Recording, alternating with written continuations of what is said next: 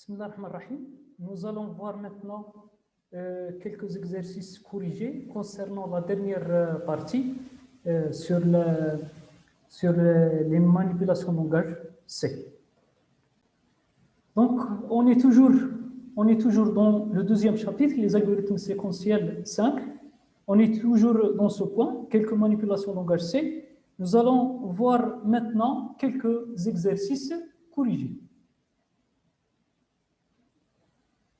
L'énoncé du premier exercice, donner le type et la valeur de chacune des expressions suivantes, n plus q, n plus x, n modulo p étoile q, n modulo p étoile n. Sachant que nous avons les déclarations suivantes. Char C1 reçoit le caractère A, C2 reçoit le caractère D. Int n reçoit 10, p reçoit 4. Long q reçoit 2. Float x reçoit 1,75. Ces déclarations sont aussi valables pour le deuxième exercice, dont l'énoncé est le suivant. Donner le type et la valeur de chacune des expressions suivantes, C1 supérieur à C2 ou C inférieur à C2. Q et n. Q moins 2 et n moins 10. X étoile Q égale à 2. Le troisième exercice, qu'affiche le programme C suivant. Dièse inclus par H min, accolade ouvrante, int n reçoit 10, p reçoit 5, q, n plus égale à 2, p plus plus, q reçoit 1 divisé par p et printf le résultat Q.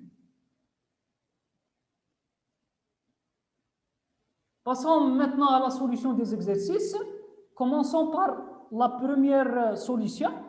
Nous avons cette expression qui était une expression arithmétique, n plus q. Donc, voyons maintenant le type du résultat. Le type du résultat d'une expression arithmétique est le type le plus fort. Nous avons le type de n, c'est int. Le type de Q, c'est long. Le type le plus fort est bien sûr long. Donc, c'est le type de l'expression.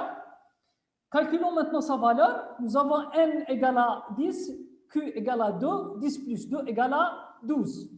Passons à l'expression arithmétique suivante. n plus x. Le type du résultat de l'expression, c'est le type le plus fort. Donc, nous avons le type de n, c'est int. Le type de x, c'est float. Le type le plus fort, c'est float. Calculons maintenant son résultat. N, sa valeur est 10. Le x, sa valeur est 1,75. 10 plus 1,75, c'est 11,75. Passons maintenant à l'expression suivante. N modulo P étoile Q. Le type du résultat, c'est le type le plus fort. N, elle est de type int. P, de type int, Q, elle est du type long. Le type le plus fort est bien sûr le type long. Calculons maintenant la valeur de cette expression. Nous avons le modulo ici et l'étoile ici. En langage C, le modulo et la multiplication ont la même priorité. Pour voir plus de détails sur la priorité entre les opérateurs en langage C, je vous invite à lire le passage concernant la priorité entre les opérateurs dans le livre que je vous ai déjà présenté, Algorithmique et programmation C, cours avec 200 exercices corrigés. Revenons maintenant à notre expression. Donc, nous avons dit que le type est long. Calculons maintenant la valeur. N10 modulo P, qui est 4. Donc, 10 modulo 4, ça va donner un 2. Étoile Q, 2 fois 2, c'est 4. Passons à la dernière expression arithmétique. Le type est le type le plus fort. N, elle est de type int. P, elle est de type int. N, elle est de type int. Donc, le type de l'expression ou le type du résultat de l'expression est bien sûr int. Calculons maintenant la valeur. N, 10 modulo P, 4. 10 modulo 4, ça va donner un 2. 2 étoiles n qui est 10. 2 fois 10, c'est 20. Passons maintenant à la solution du deuxième exercice. nous avons cette première expression, quelque chose ou quelque chose. Donc, il s'agit bien sûr d'une expression logique, dont la valeur soit 0 qui représente le faux, soit 1 qui représente le vrai. Donc, le type du résultat est type int, car on n'a pas le type booléen en langage C. Le langage C ne comporte pas le type booléen. Au lieu de ça, on utilise le type int. Calculons maintenant la valeur. Nous avons C1, dont la valeur est le caractère A, C2, dont la valeur est le caractère D. Donc, C1 supérieur à C2 devient A supérieur à D. La comparaison entre les caractères dépend du code ASCII. Le code ASCII du caractère A, c'est 65. Le code ASCII du D, c'est 68. 65 supérieur à 68, c'est faux. Donc, ici, nous avons un faux. Maintenant, C1 inférieur à C2, c'est-à-dire 65 inférieur à 68, c'est vrai. Nous aurons faux ou vrai, c'est un vrai.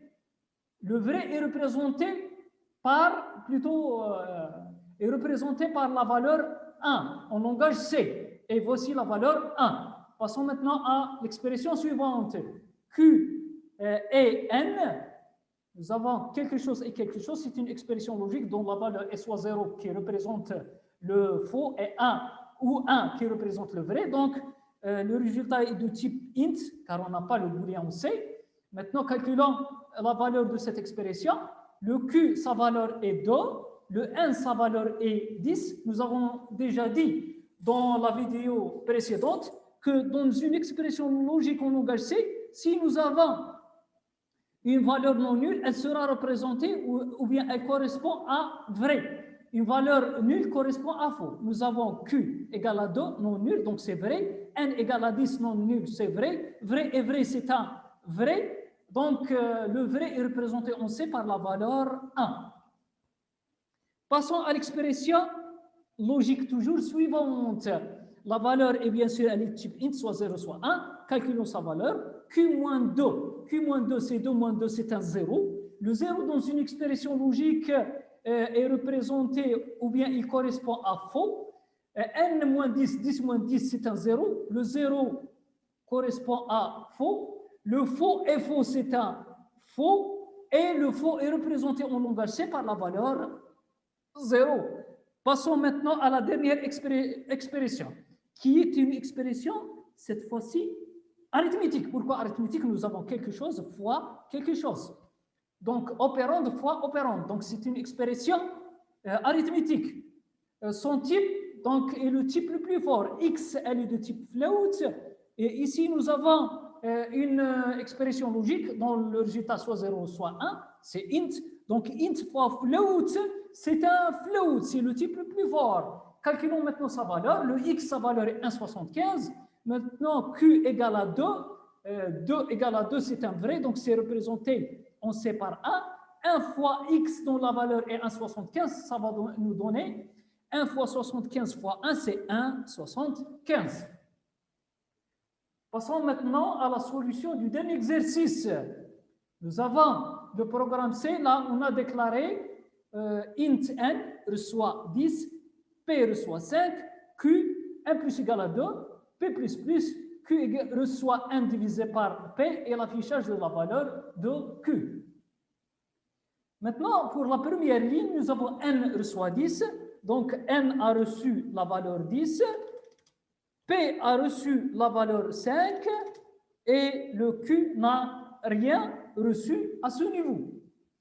Passons à l'instruction suivante. 1 plus égale à 2, c'est l'équivalent de n reçoit n plus 2, ce qui est lu comme suit. N, plutôt la variable n reçoit la valeur actuelle de n plus 2. Donc, n reçoit la valeur actuelle qui est 10 plus 2, ça va donner un 12. Donc, 12 va remplacer le 10. Passons maintenant à l'instruction suivante, P++, qui est équivalente à P reçoit P plus 1. Cette instruction est lue comme suit. la variable P reçoit sa valeur courante plus 1. Donc, ce qui se traduit par le suivant. P reçoit la valeur courante qui est 5 plus 1. Donc, le 5 va être remplacé par 6. Et P aura comme nouvelle valeur 6. Passons à l'instruction suivante. Q reçoit N divisé par P. Nous avons une expression arithmétique, le slash entre deux entiers. Donc, le résultat est de type int.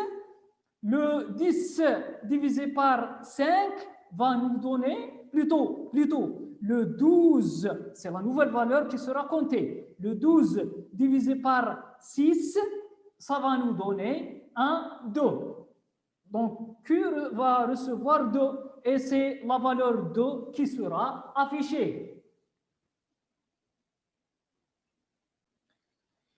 Alhamdulillah, nous avons terminé avec le deuxième chapitre, les algorithmes séquentiels simples. On se voit, Inch'Allah, dans le prochain chapitre.